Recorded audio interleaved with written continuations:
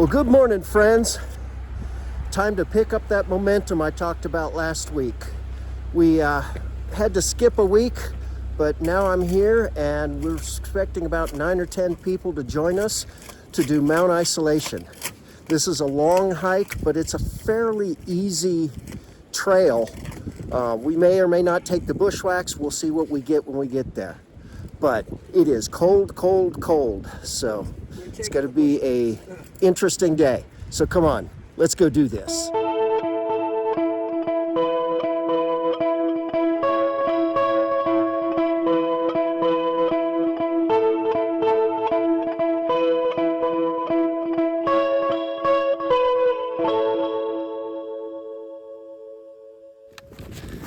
The mission today is Mount Isolation, starting from the Rocky Branch trailhead. This is peak number 24, the official halfway mark of my winter 48 journey.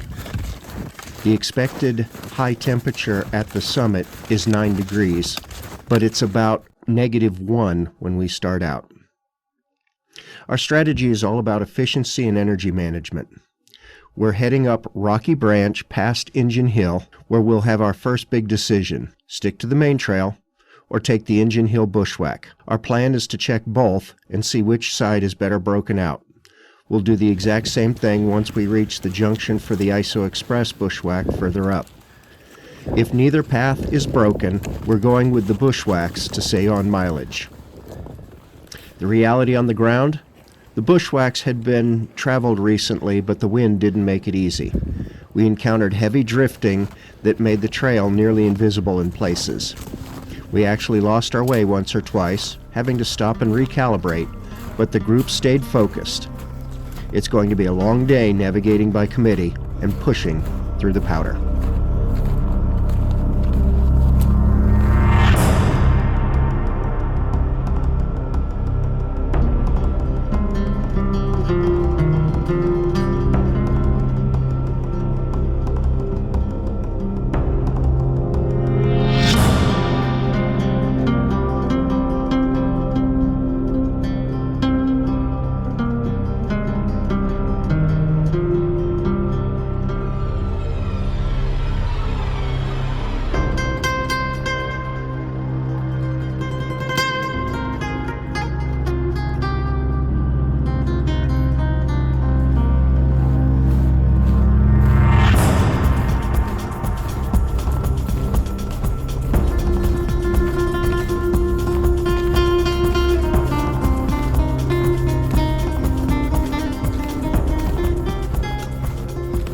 After clearing the Engine Hill bushwhack, the slog really began. We were actually searching for the ISO Express connection, but in the deep powder we missed the turn and ended up on the main trail. The snow was getting incredibly deep. For our lead hiker, it was nearly waist high. The ground suddenly gave way. We didn't know it, but there was an active stream running right under the snowpack. She dropped through a hidden snow bridge and was immediately stuck in the water. I didn't film this moment. I was more concerned with her safety, and safety is always priority over content. We spent the next few minutes digging her out of the frozen muck. Thankfully, the water wasn't deep, but in single-digit temperatures, wet feet are a serious emergency. After a quick change into dry socks and a group huddle, we made the tactical call. We backtracked and eventually found the missing link to the ISO Express. But it was a sobering reminder. On Mount Isolation, the trail can disappear literally beneath your feet.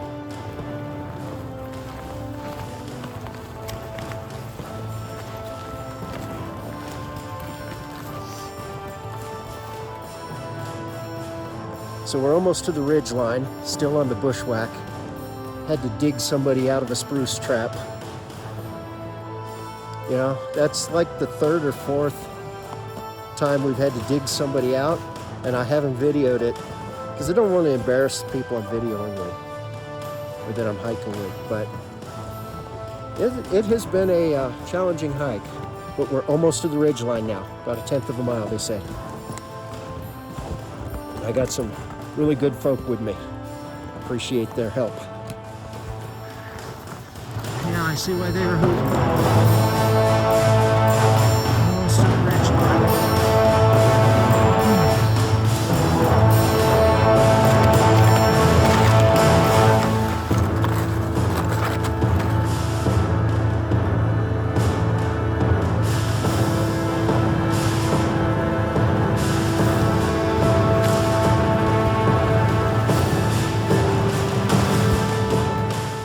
final push to the summit of isolation is usually a simple scramble. But in winter conditions like this, it's a completely different mountain. We found the summit block buried under massive snowdrifts. We were literally digging our way up. That's when the big mountain gear came out. I had rope in my pack, and another hiker had brought an ice axe. Ironically, the same hiker who'd fallen into the stream earlier became our lead climber. With a boost from the taller guys below, she scaled the drift and used the axe to gain a foothold. Once up, she secured the rope, and a second hiker followed to set a proper hitch, creating a fixed line for the rest of the 9. I was too far back in the queue to catch the initial setup on camera, but I managed to film the hiker ahead of me and then handed my phone off so that I could document my own climb. It wasn't the easy hop we expected, but seeing the whole group work together to get everyone up that wall, well, that was the highlight of the day.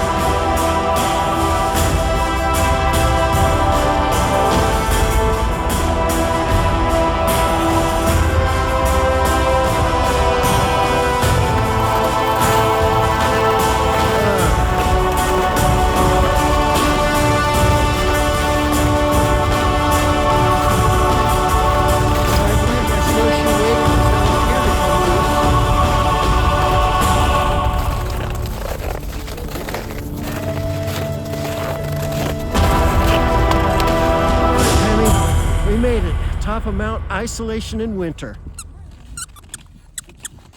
That was a brutal hike up. It took us 7 hours to get up here. Hopefully it won't take us nearly that long to get down. But man, check out these views.